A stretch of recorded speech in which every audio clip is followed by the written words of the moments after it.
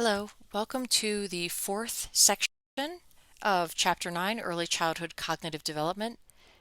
We're going to finish up today by talking about early childhood education.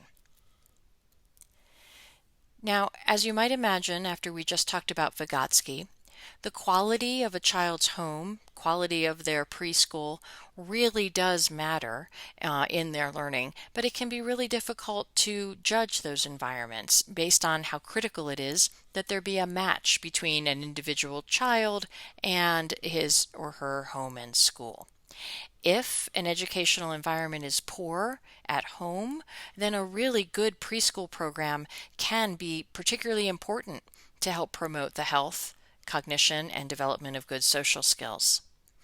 If a family is providing a lot of natural learning opportunities at home, then the quality of the preschool education is less crucial, and it can actually be a place where they simply get to learn by being with peers, and that preschool doesn't become as essential in their learning of other skills.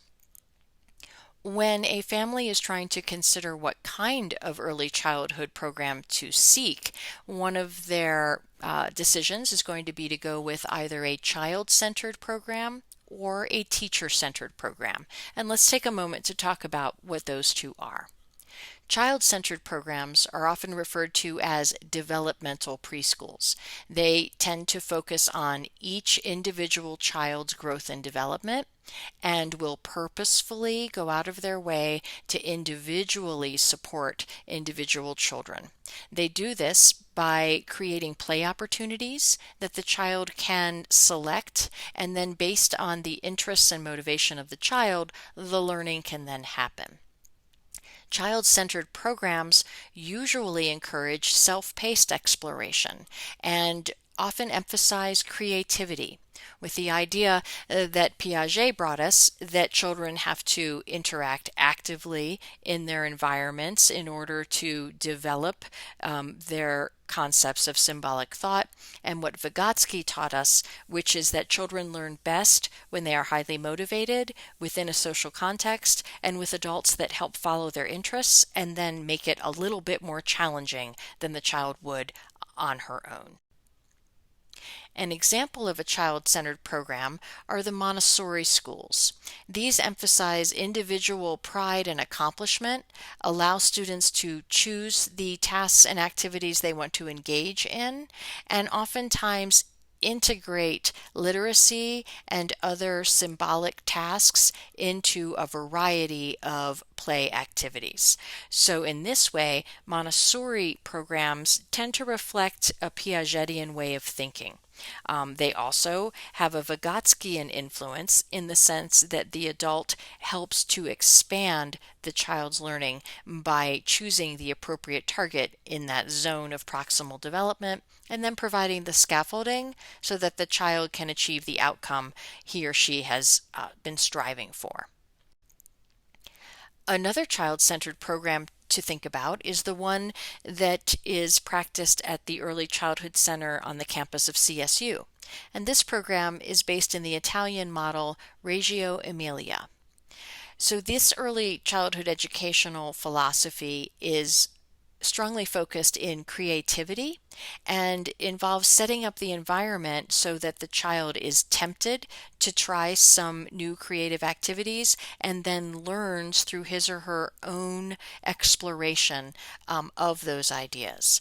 The idea being that as you develop creativity, you can learn a lot about your world and begin to have the foundations for reasoning and critical thought based on these highly motivating and engaging playful activities. So teacher-directed programs are different than these child-centered programs in the sense that they stress particular curricula, usually academic subjects, that are prioritized by a teacher and thus taught to the entire class. In this way, it's a more formal academic approach, focused on learning letters, numbers, shapes, foundational concepts, and it's often highly valued in these programs to teach young children how to respect an adult, how to sit in a group, how to be quiet and listen, that sort of thing. There's often a very clear distinction between work and play in a teacher-directed classroom, Whereas in the Montessori or Regio Emilia classrooms, those more child-centered environments, there is little distinction between work and play. In fact, play is thought of as the work of the child. Well, that's very different in these teacher-directed programs, where you may have more learning time and then you'll have play breaks. Teacher-directed programs tend to be less expensive to run than child-centered programs because you need fewer adults to run these activities, and you don't need as many materials as are required in a more exploratory model like Montessori or Reggio Emilia. So if we were to compare child-centered and teacher-directed programs, you may notice that most child-centered programs believe that learning comes from within the child and that motivation is really important. They tend to not do a lot of formal testing and may resist outside standards on their curriculum. People who advocate child-centered programs often argue that creative play, social skills, and language in a real-life environment are the critical elements we want to help a young child build upon during this critical part of their education.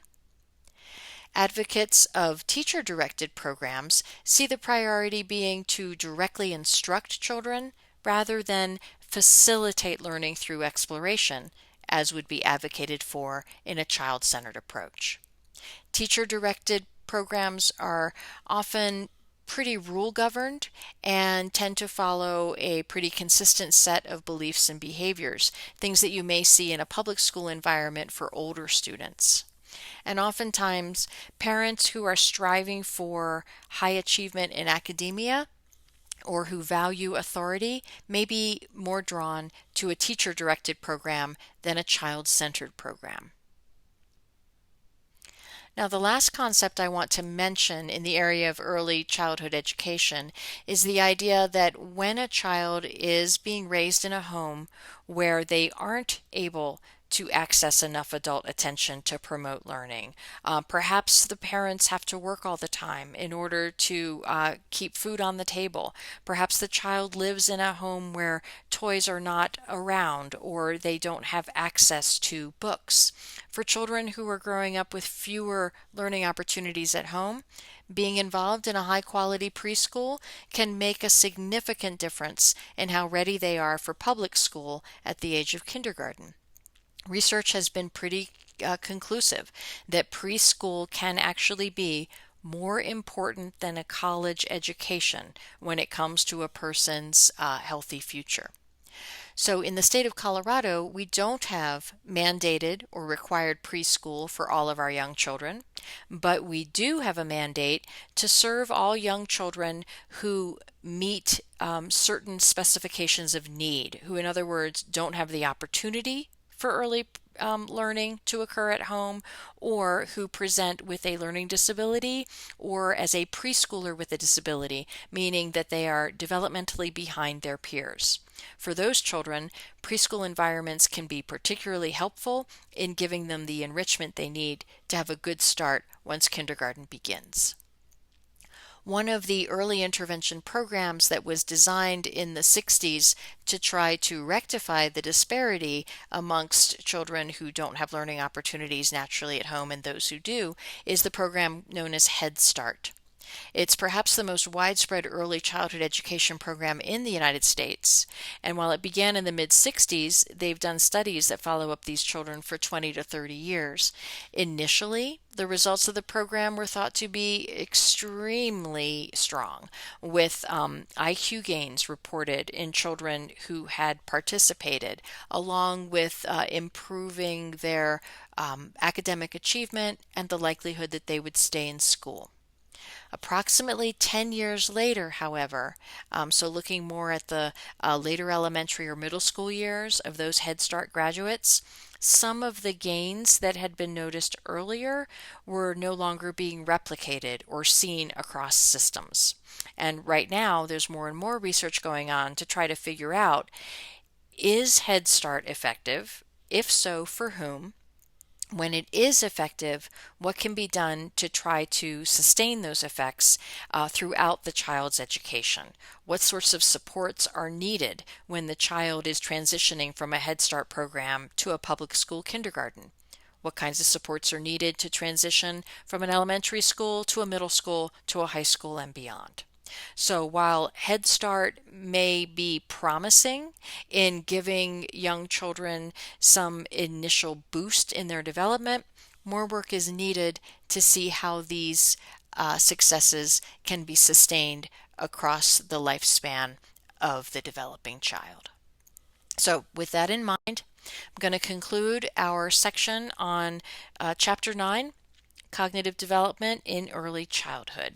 Please refer to your textbook, complete your Launchpad activities, and we'll make sure there are note-taking templates that will help identify the key concepts in this section. And next time, we'll be reviewing Chapter 10, which has to do with the psychosocial development of children in the early childhood period. Thank you for your time and attention.